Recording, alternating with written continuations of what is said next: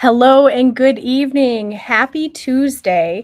It looks like we might have had an issue with YouTube, so we'll fix that and worry about that in just a little bit here. But hello and welcome. We are so glad you are with us, whether you are watching us live or on the replay. Just know that we come to you every Tuesday night live with Gotham Quilts on Tuesday night at the same bat time and same bat channel. Generally, I end the show with that, but we're starting with it today. We've got a really interesting show for you today. We're talking all about the folded corner ruler today and a brand new fabric line that I think goes hand in hand with this. First, I'll tell you the reason we're talking about this, and then we'll go into all the fun stuff and the million different ways that you can use this simple folded corner ruler. First thing, you're probably wondering what is behind me, and I'm going to switch the screen so you can see it just a little bit better. This is a quilt made with the brand new Christmas line by Kimberly Kight of Ruby Star Society. This is the fabric line called Merry Happy, and it is both merry and happy. We are so glad to have it in the shop. But as we are looking at this, one of the things that I wanted to point out here is, well, zoom in here just a little bit here. One of the things I wanted to point out is those baubles behind that you could see on the quilt here. This particular quilt is called Merry Baubles, and it features these amazing Christmas ornaments all throughout the Christmas tree. And you can see that in the quilt behind me here. These are made by just snowballing the corners. And if you're not familiar with that technique, basically you are taking a piece of fabric, and I have a sample here. You are taking a piece of fabric and you're putting fabric all the way around the outside so that when it gets put together, it looks kind of like a snowball. It's a really fun, cool, interesting, quick way to make things that look a little bit like a circle without actually sewing a circle. So that is where this folded corner ruler really shines. There are so many things you could do with it. So we'll get back to this quilt and this fabric behind me, but let's talk about the magic of the ruler. So this ruler is designed by Doug Lico of Antler Quilt Designs. Antler Quilt Designs is what it is. And this is the packaging that comes with it. There are two different sizes to this ruler. We have here the Big Mama Jama. This is the original simple folded corner ruler. We also have a mini version. Now, I'll get into the specifics of what each of these do, but just know that this particular ruler is going to, this large one, is going to be able to do folded corners. I'm going to get into all the things that it can do, but it can work on block sizes all the way from 1/2 inch to 6.5 inches. Okay. If you do a lot of smaller things, sometimes having less ruler to contend with is a little bit nicer. And so this smaller one goes to 4.5, I believe. So it goes from 1/2 inch to 4.5. Now, if you are making 1/2 inch snowballs, my goodness, do I have mad respect for you. You're definitely going to need a ruler or some kind of tool for that. But this is what we're going to be talking about today. Now, these two work almost exactly the same. The difference is the size. So I'm going to be demoing this smaller one, but just know this big one could come into play if you need something that's just a little bit bigger. Your block that's just a little bit bigger. I'm going to bring back up the insert. Now, this is the insert that comes with the larger ruler. And what I want to draw your attention to are all of these different blocks here. This is giving you an idea of what this ruler can do, where it can help you out. And I love it so much. I'm so excited.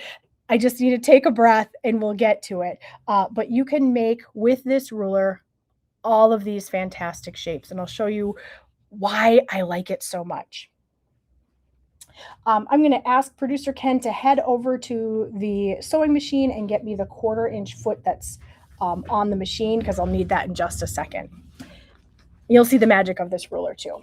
So let's start with some of the most common, the most popular blocks that we make with this folded corner ruler. And the first thing, let's go ahead and start with what I was talking about, what we started the show with, and that was the snowball block. There are two different ways to use this ruler. And like I say, both the small and the large ruler behave in exactly the same way. So just know that you can get any of these results with either one of them. So we're going to talk about the exact method first. When you're using the exact method, here's the secret to this ruler. You are going to start with, just as your pattern says, or if you're designing your own, you're going to start with the size block that you need, which in this case, I think it's 3 inches, 3.5 inches. Your pattern is going to tell you that size. And you are going to start with the snowballed corner that your pattern tells you to start with. In this case, I think we're looking at it like 1.5 inches or something. So in this case, you're going to start exactly as your pattern tells you to. And here is where the secret comes in, is you are going to line these up and you're going to use your ruler to basically chop off the edge. So you're going to chop off what's not needed for your seam allowance, and you're going to end up with a perfect 1/4 inch seam allowance. I'm going to go just to, let's see here.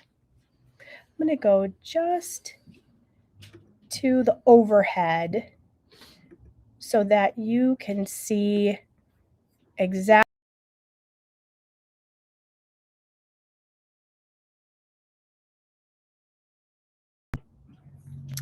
Okay, so what we're looking at is I'll go offline so you can see the beautiful quilt behind me. I've got the quarters lined up, and in this case, I'm going to first snowball this corner right over here. I've got my little square lined up right in the corner, and here's where the trick is. Now, this you can use either left-handed or right-handed on whichever side of the block you need. So no need, I'll show you the other side in just a second, but we're going to start with this corner. What I love about this is it allows me to use a couple of different registration marks to line up this block. And as you can see, I've got my square here is 1.5 inches. And so I'm using the line that's marked at 1.5 inches. So this diamond here is 1 inch. This little diamond here is 1/2 inch. I've got 1.5 inches. But I'm using a couple of different places to line everything up. I've got it lined up at the very top here, so I know I'm good on that side. I've got this whole side of my main block lined up against that line. I've got my little block lined up here, so I know everything is nice and square. And then last but not least, I've got my big snowball block lined up with this line here. So I've got all of these different registration points to make sure that everything is nice and beautiful and square and lovely.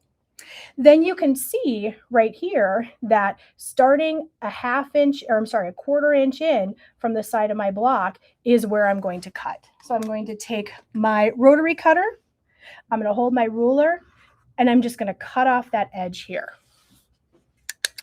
And I'm going to sew with my 1/4 inch.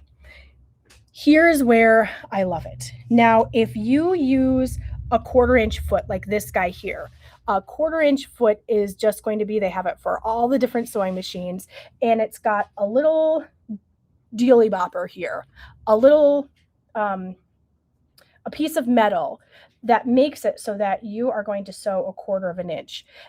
You can use that with this because as you sew, so like let's pretend this is my sewing machine, I'd put it under just like this. I'm going to put it in so that my 1/4 inch, it's going to give me that perfect 1/4 inch seam allowance. We're also huge fans of seam allowance tape here in the shop. Cluck Cluck Sew makes a great one. We love the Seam Guide Seam Setter tape. That's a foam tape that sticks up just a little bit. So it does the same thing that this 1/4 inch foot does. It gives you like a barrier kind of. The seam tape is a foam tape that gives you a barrier as well. So if you're using any kind of assistance like that to help you get your perfect 1/4 inch, because you cut off this end of this snowballed corner that you're not going to need, you can slide it underneath your sewing machine just like you would normal, and it's going to keep that 1/4 inch. So through the magic of television, I happen to have a piece that I sewed right here. And you can see I've got my stitch line right there. Then all you're going to do is take it to your sewing machine, or I'm sorry, your iron, the other machine in your room. You're going to press it just like you normally would, and you have a snowballed corner just like that. Repeat that 3 more times, and you've got a full snowball. So that is one method. I actually like that one quite a bit because you're doing the exact size. Now, the trick with that one is there is a little bit of waste, and depending on how big your corners are, that might be a big deal or a less big deal, but just know that with this method, you're going to have a little bit of waste on each corner, just like you would if you were sewing this without the ruler. A lot of people, what they'll do is they'll draw the line on the back.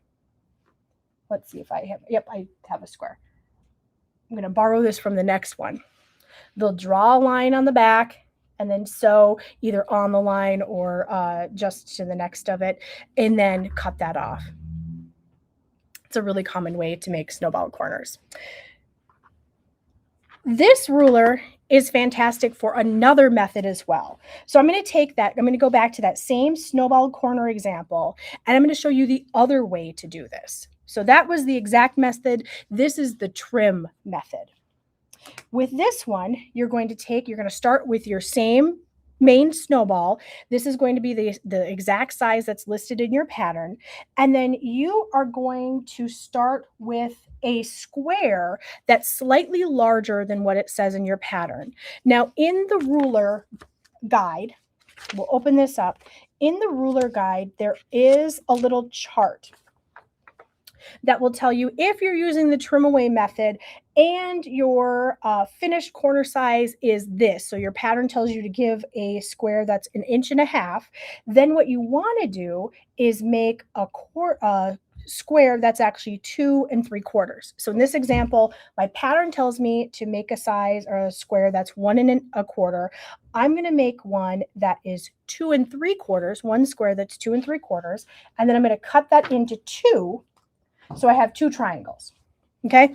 The pattern instructions will, the ruler instructions will tell you exactly what size to use. So you've got that guide with you all along.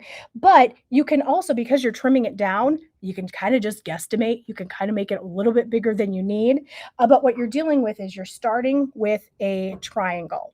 So in this case, there's going to be less waste on your background fabric, and you just have a little bit of waste on your ruler. So then what you're going to do is you're going to start the same way you did before, and that you are going to just like chunk off a corner of this guy so that when you put them together, well, take that there. And again, the magic of television, I've got my corner already chunked off. And then you're going to match it with your corner. Now this works really well. Again, you're trimming it so you don't have to get exact, but what you would do is take your triangle and fold it right in half. You want your points to match, and you want this longest point to match, and you could just press it with your finger. That's good enough.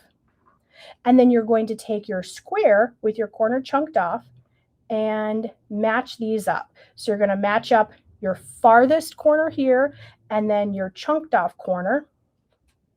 How do you like these official terms here? Your chunked off corner here. And you could just finger press it. And then in person, use the light to just see where that fold is. Use the light to see where this fold is. And line them up so you get it roughly even. And you can see I've got a lot of extra there, which is exactly what I want. Take that to your sewing machine and use whatever method you like to make sure to get a 1/4 inch and sew right along the side there. And so you're going to end up with something that looks just like this, all stitched together. Same as before, you are going to take it to your iron, Press that down and you're going to have your nice corner that looks a lot more pressed than this one for sure. Then what you'll do is you will take the other side of this ruler. And this is where those diagonal lines are going to come into play. And so what I'm going to do is it's going to tell me exactly what size, what the finished size of my corner is. And so you can kind of just use the ruler to line this up. But if you want to be exactly precise, there are measurements on here. So I know that the finished size of my little corner here is 1 inch. I started with, or the pattern told me to start with a 1.5 inch square. And so I know finished size will be 1 inch. So I'm going to find my diagonal line that says 1 inch. I'm going to just double check to make sure, oh boy, everything looks good. This top part is lined up. My 1 inch diagonal is here. My side is all matched up. And then even I've got some registrations down here and on the side that match up as well. Then what I'm going to do is, certainly if I were doing this in real life, I'd probably get a better angle here and cut it off. And now, if I had pressed that a little bit better, I'd have a perfect folded corner on this guy. And so after pressing, that's what it looks like. Repeat that 3 more times and I've got my snowball. So you can see that because of all the registration marks on this ruler, it makes it so that things are really precise and easy to get right the first time. I also absolutely love that you can keep that, whatever your favorite method to get a 1/4 inch is, whether it's the seam guide tape or the foam tape or your presser foot with that guide, you can keep that on your machine. You can keep it going and make sure that you are getting that perfect seam allowance. So that is the folded corner. Now you can also use this for half square triangles, another very popular method. So with these, you notice if you're using the exact method and you're lopping off a bunch of those corners, you're probably going to have some fabric pieces left over, right? These are really great and fabulous to just stitch along and make a half square triangle. But it works really well to square them up for whatever size you need. So starting here, I've got my triangles. I would line them up a lot better than this. And so my 1/4 inch. So I would end up with something like this. Press it. And like I say, I do a slightly better job of pressing.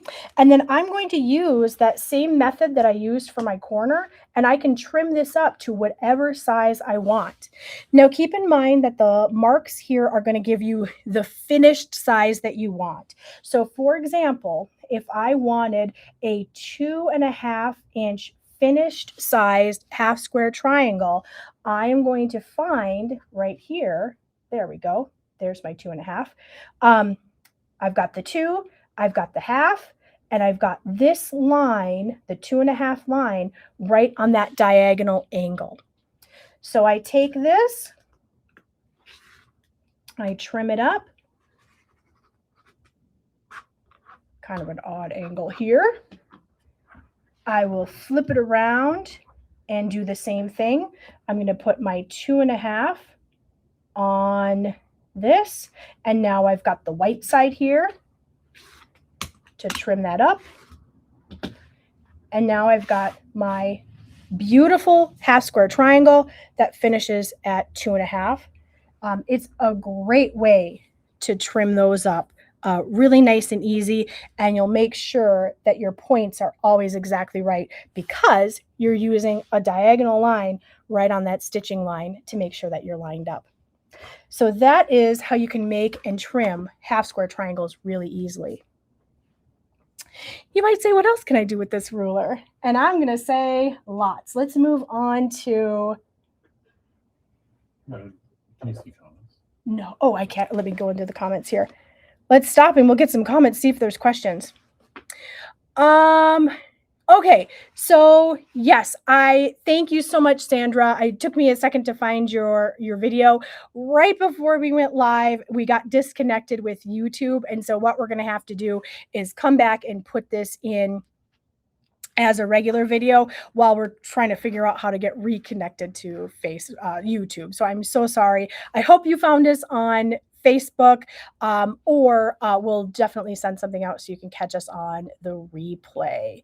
But yeah, we right before we went live, I think it was like a minute before we went live, frantic troubleshooting.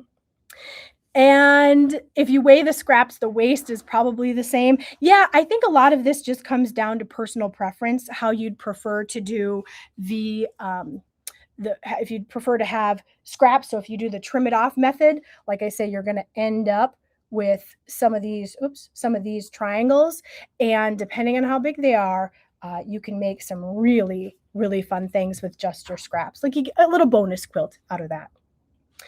And I generally like to go a little bit bigger when I'm trimming things down, just so I can, I don't mind a little bit of waste. Now, the next thing you can do with this ruler is flying geese. And I probably should have pressed that just a little bit better, but flying geese.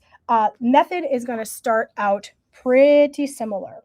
And now I get to show you how you can flip it and do the other side. Remember, I told you it was really easy to do both ways.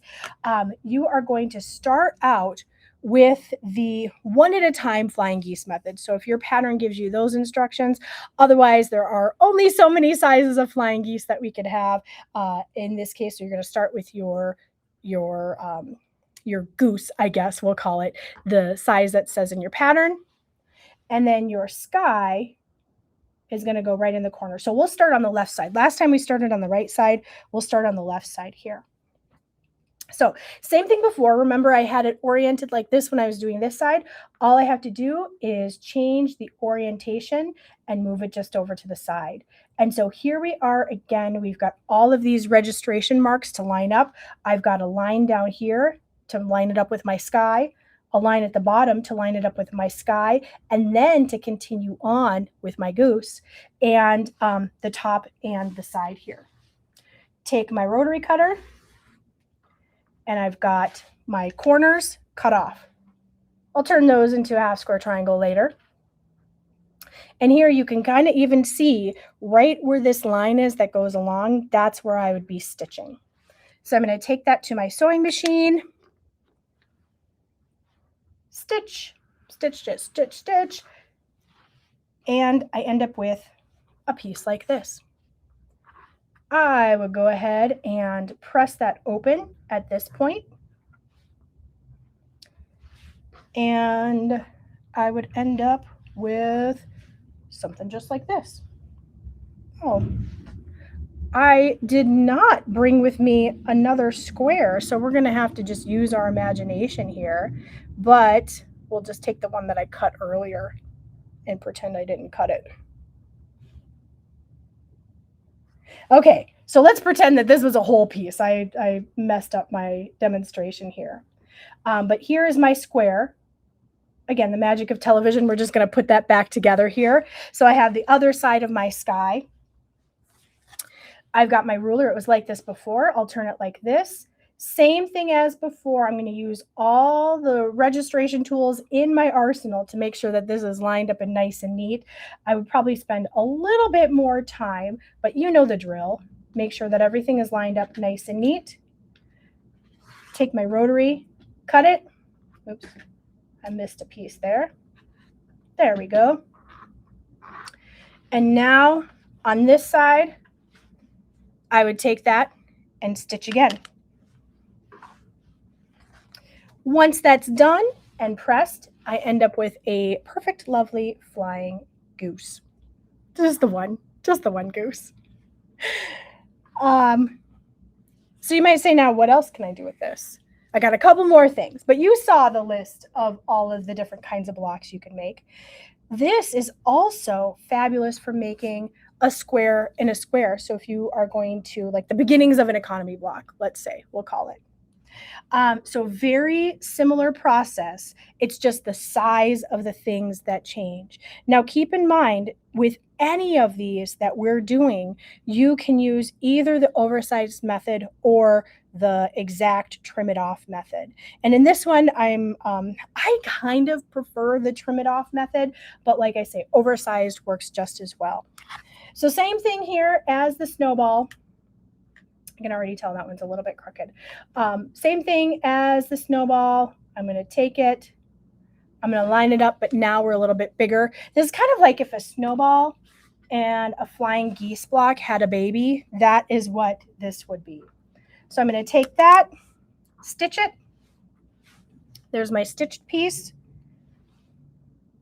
I will press that. We'll pretend that I did press that. And now with the square in a square, the one thing I want to point out is it works best if you do opposite corners as opposed to like going around the circle. If you do one side and then the opposite side, that generally works best. So we've got that guy. We're going to line it up the same way. A little bit off there. There we go. Line it up the same way. Trim it off. And then sew. And then now you're ending up with a piece that looks like this. Now this in itself is a lovely block, a little, kind of like a little leaf, for example. You could just stop there. But you're going to use just the same method to keep going all around the corners. So now here is where, I should have brought more blocks with me, I guess. Here's where you would add this corner and just pretend that there was a little piece there. And then do the same thing and add this corner. Hit it with the ruler and sew. And when all said and done, you have your square in a square. Look at how lovely that is. Now, this was made with no trimming down. I just want to make that super clear. Now, that is definitely a way to do it. And this block can help you, or I'm sorry, this ruler can help you with that as well. With what you're, like I say, it works really well. The way that if I wanted to trim it down, or if I did something I was using another method, you could use this to trim it down too. And I'm going to zoom in just a little bit so you can see, whoops, that's zooming out. You need to see my pile of fabric out there. So you can see that these lines here help me register the center of my square in a square. And I've got my perfect 1/4 inch here. If I wanted to, or if I needed to, I could use this and trim that off a little bit. So you can use these registration marks on this ruler to trim up things that you've done another way as well. Last but not least, and again, there's lots of different methods with this, is you can use this to help join your binding, for example, or if you have longer strips. So this is a 2.5 inch strip of fabric. And you could see it's joined together just like I would join binding. You could also have something where you got 2 longer pieces that come together like this in a quilt pattern. So I'm going to start out in a similar way, just like I would if I were joining my binding. I'm going to take my one piece and my other piece, and I'm going to put them together at a right angle here. I'm going to take my ruler and I'm going to line it up. I've got this line marked up with my second fabric, this line marked up with the edge of my second fabric, and then I've got this line right here lined up with the first fabric. Same thing as before. I'm starting to sound like a broken record here. I was going to say a broken ruler. I'm sounding like a broken record now, where I cut that off, take this to my sewing machine, sew it using that 1/4 inch method. And then I end up with a piece that looks like this. Same thing as before, I'm going to take it and I am going to press it. And what is so fantastic is I'm not getting any overhang on the top or the bottom. It's just lined up perfectly. So that is, I'll keep that on there right now. If this were pressed just a little bit nicer. Actually, I think I was too busy throwing fabric around here. That's what it would look like. So the mini ruler got a lot of action today, got a lot of use today, but just know the larger ruler behaves the exact same way. You could just get a little bit bigger with this guy. So this one is up to 6.5 inches, and this guy is up to 4 inches. This one's up to 4 inches. Let's see here. I don't think we've got any questions. Oh, Barbara, thank you so much for joining us from YouTube. And we promise we'll get this out on YouTube so that everyone can see it, or you can watch the replay as many times as you care to. So thank you for all of you who found us here on Facebook. I know we're there normally, but YouTube, I think, has a bigger following. So with that, let's see here. I think I have a little bit of time to show you the fabric line that started this all. If you have any questions about the ruler, how it's used, do let me know. We are happy to go through that. But I just wanted to get that out to you just because this beautiful snowball quilt, snowballs don't have to be a pain in the neck for sure. They are a great way to get the feel of curves. We'll say the essence of curves without actually sewing curves, so like circles. Now, you notice that the fabric behind me is the Merry Happy line by Kimberly Kight for Ruby Star Society.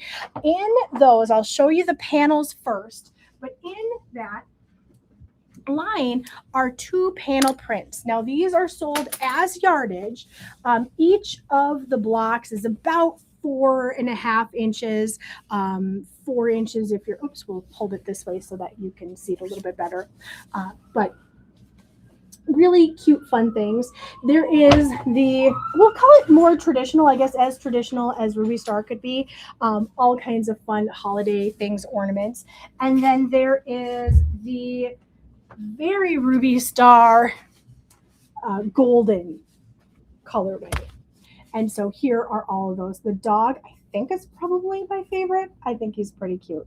And this is the one that we used in the quilt behind us.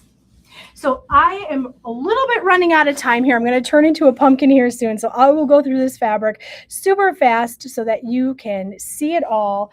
But we've got this split into 2 colorways. So if you are looking for pre-cuts, we've got this. So this is going to be the less traditional pink and teal. And you can see those great fun ornaments in lots of colors. Sorry, I'm getting notes from my producer that it's aqua. It's we're calling it aqua. And look at these fun designs here. You gotta love the gummy bears because nothing says Christmas like gummy bears, huh? Those fun presents with the bright pink. I love how the Ruby Star team pairs some of these unexpected colors, this bright fuchsia along with a super tomatoey red. I think it looks great. We've got all different scales of prints here. And some are just kind of nice and sweet. I love the Christmas lights too. And some of these lovely geometric blenders. And there we go. And that together makes the pink and aqua bundle. Now, there is a whole other half to this collection. This is what we would consider maybe the more traditional red and green colorway. And so we've got those, we've got those split as well. Now for both of these, we do have all kinds of pre-cuts. We've got the apple peel, the 6-inch by width of fabric apple peel. And then we also have the fat quarters, which is what I showed you. So we've got this. Now, one thing I will point out that I kind of was going through the pink and the teal kind of fast is that there is some metallic in this line. Just to add a little zhuzh for Christmas, I suppose, we've got some metallic in here. So if you are wondering why the pricing is different or why some of the fabric is at a different price than others, that is going to be why. If it's a different price, it's got the gold in it.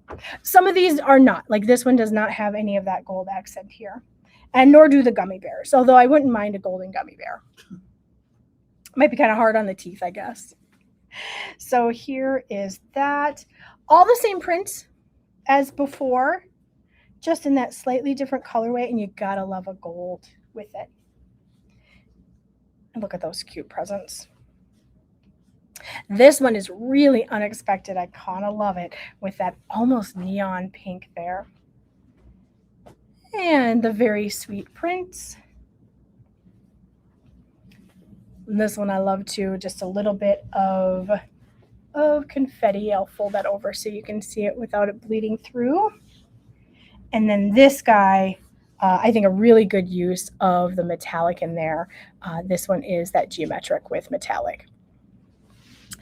So that is that. The last thing I will leave you with is do not forget that tomorrow is our Thread Talks with Rob Bosher. I think that's how you pronounce it. He is talking about pushing boundaries in quilting, pushing boundaries in your sewing practice, to just think of the future. Think of doing something a little outside of your comfort zone. So do sign up. That is going to be tomorrow night. Thread Talks, it's completely virtual. So even if you're not local to the shop here, you'll be just fine. We'd love to have you. So you can sign up using the QR code below. So I hope that wherever you are, I hope that you were able to find us, and we will see you next Tuesday, same bat time, same bat channel. That is Tuesdays at 6:30 p.m. Eastern on wherever you find us. We hope to see you then, and we'll see you next time.